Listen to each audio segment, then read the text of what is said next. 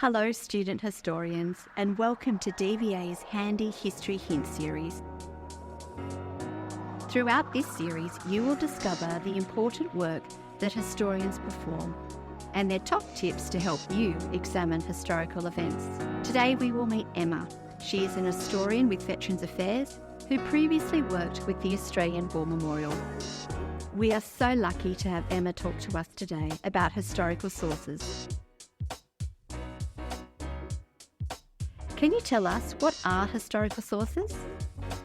Historians use two different types of source material in our research. We use primary and secondary sources. Primary sources are first-hand accounts of an event or time period from people who were present. They provide original or new information and offer the most direct evidence of an event. A secondary source often takes the form of books or essays that analyse, interpret, or evaluate an event.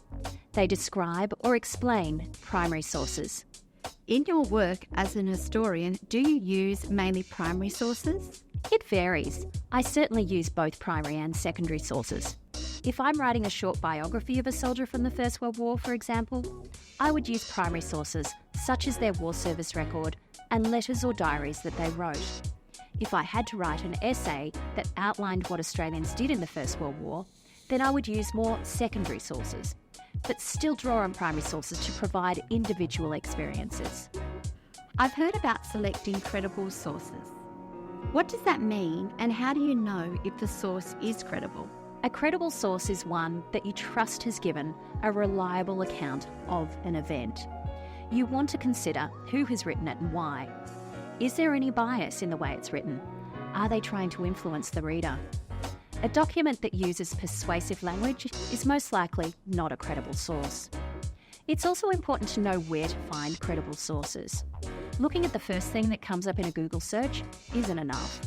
I recommend finding credible historical sources in a trusted archive or institution, such as the ANZAC portal, the National Archives of Australia, the Australian War Memorial, or state libraries.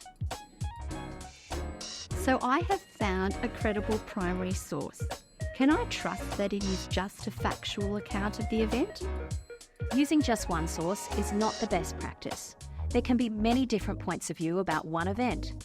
It's always better to use two or more credible primary sources. Read each of the accounts and compare and contrast them.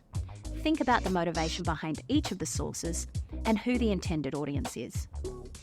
Sometimes I am not sure if the source is primary or secondary. Have you experienced this and what did you do? It can sometimes be difficult to work out if a source is primary or secondary. In these instances, I ask myself if the source was created by someone who was directly involved in the events, which would be primary, or by another researcher, which would be secondary. Another question to ask is, does the source provide original information, or is it summarising information from other sources?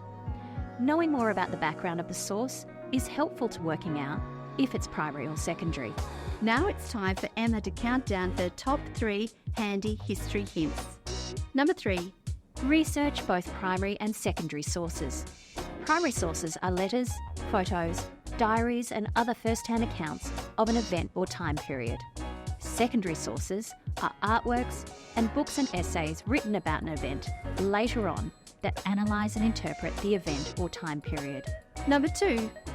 Use more than one source. You shouldn't rely on just one person's account of an event. Number 1. Make sure the source is credible. Think about who the author is and why they've written it. You need to trust that their account is faithful to the events. Thank you, Emma. It's been wonderful having you here today. Good luck, student historians, and thank you for watching.